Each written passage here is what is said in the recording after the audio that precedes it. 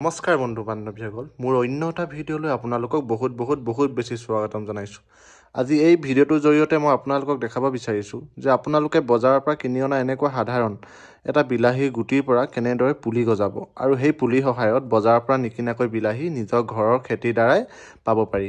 এই বিলাহী আপোনালোকে যে মাটিতে কৰিব লাগিব তেনেকুৱা কথাও নাই। যদিও আপোনালোকৰ ঘৰত জেগা নাই, আপোনালোকে টাবত কৰিও এনেকুৱা বিলাহী উৎপাদন কৰিব পাৰে। ঠিক আছে, ভিডিঅ'টোত আগলৈকে চাই থাকক আৰু মই এই ভিডিঅ'টোত দেখাম এনেধৰণৰ বিলাহী কেনেদৰে নিজৰ ঘৰতে গজাব পাৰি। ঠিক আছে, ভিডিঅ'টো আগলৈ চাই থাকক। বন্ধুসকল, আমি প্ৰথমে কি কৰিম জানেনে? প্ৰথমে আমি বজাৰৰ পৰা বিলাহী কিনি আনিম। এনেকুৱা ধৰণৰ বিলাহী দেখিব পাৰিছে, এইটো এনেকুৱা ধৰণৰ বিলাহীত আমি বজাৰৰ পৰা কিনি আনিম। তাৰ পাছত এই বিলাহীটো কাটি ল'ম। কাটি পিনে ইয়াৰ ভিতৰৰ যোনখিনি গুটি, সেই গুটিখিনি উলিয়াই লৈ আমি ধুই এটা এটা গুটি হোৱালৈকে ধুই চফা কৰি ল'ম। তাৰ পাছত সেই গুটিখিনি আমি কুমলীয়া ৰ'দত 2 দিন বা 3 দিনলৈ ভালদৰে শুকাব দিম।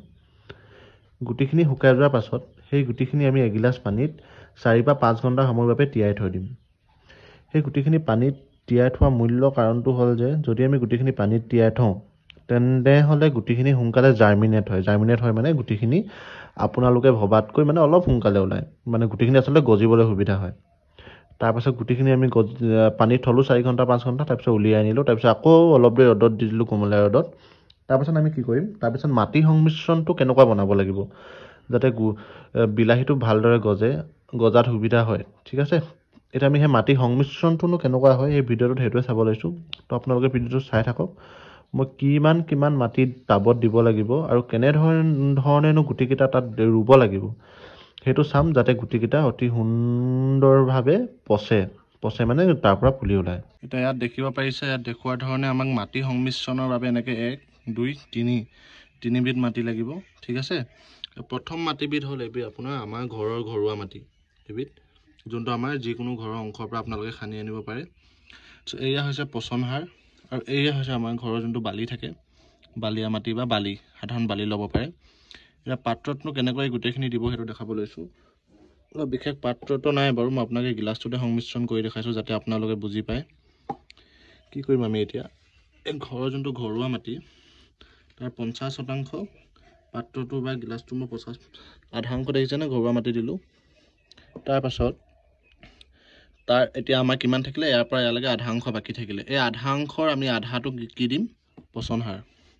তো আমি আধাটো আমি ভিডিঅ'ত দেখুওৱা ধৰণে কি দিম, পচন সাৰ দিম। এয়া দেখিব পাৰিছে আমি আধা অংশ পচন সাৰ দিলোঁ। এয়া ঘৰুৱা মাটি 50%, এইটো 25% আমাৰ পচন সাৰ বা গোবৰো ব্যৱহাৰ কৰিব পাৰে আপোনালোকে।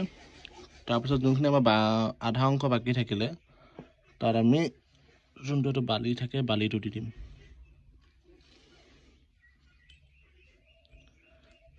এয়া দেখিব পাৰিছে আমাৰ 50% আমাৰ আহি গ'ল ঘৰুৱা মাটি, 25% আহি গ'ল আমাৰ পচন সাৰ আৰু বাকী 25% আহি গ'ল আমাৰ বালি। এতিয়া আমি কি কৰিম, এই গোটেইখিনি ভালদৰে মিহলাই দিম।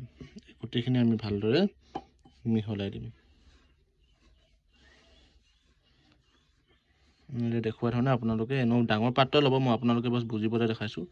তাৰপিছত পাত্ৰটো আকৌ পুৰ কৰি দিব এইখিনি মাটি এনেকৈ। পিছত দেখুওৱা ধৰণে ভালদৰে পুৰ কৰি দিব। এতিয়া বাৰু অলপ থাকি গৈছে, মই ভিডিঅ'টো অলপ দীঘলীয়া হৈ যাব বাবে সোনকালে দেখাই দিছোঁ এনেধৰণে। তাৰপাছত মাটি তৈয়াৰ হৈ গ'ল। ইয়াত আমি কি কৰিম, ইয়াত আমি বিলাহী যোনবোৰ গুটিবোৰ থাকে গুটিবোৰ লাহেকৈ দি দিলোঁ, হৈ গ'ল। তাৰপাছত তাত আমি বাকী থকা মাটিবোৰ থাকিব যে এইখিনি সংমিশ্ৰণৰে ওপৰত এনেকৈ কৰি লাহেকৈ দি দিম। যেতিয়া গুটিখিনি আমাৰ ঢাক খাই যাব তাত আমি হাতেৰে লাহেকৈ টেপি দিম এনেকৈ। তাৰপিছত ইয়াত যিমান পৰিমাণৰ পানী লাগে সিমান আমি পানী দি দিম। তাৰপিছত এইটো আপুনি অলপ যোনটো আপোনাৰ য'ত ছাঁ পৰি থাকে বা কি বুলি কয় এইটো চেচুক জেগাত থ'ব, যাতে য'ত বেছি ৰ'দ নপৰে, একেবাৰে ৰ'দ নপৰিলেও নহ'ব বাৰু। দেখিব পাৰিছে, এনেধৰণে কৰিব।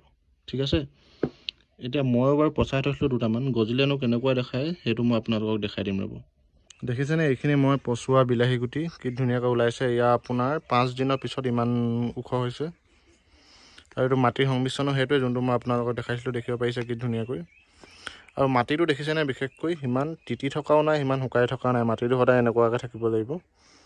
আৰু মই থৈছিলোঁ ইয়াত দেখিছেনে, ইয়াত সিমান ৰ'দো নপৰে, সিমান ইয়াত ছাঁও নহয়। এই জেগাডোখৰত থ'লে আচলতে বস্তুটো চেচুকত হয় অলপ আৰু সোনকালে গজে দেখিব পাৰিছে ইয়াত আৰু 10-12 দিনৰ পিছত মই এইখিনি আকৌ ইয়াৰ পৰা উঘালি নতুন জেগালৈ ট্ৰান্সফাৰ কৰিম সেই ভিডিঅ'টো মই আপোনালোকক এইখিনি ডাঙৰ হ'লে দিম ঠিক আছে ইয়াত দেখিব পাৰিছে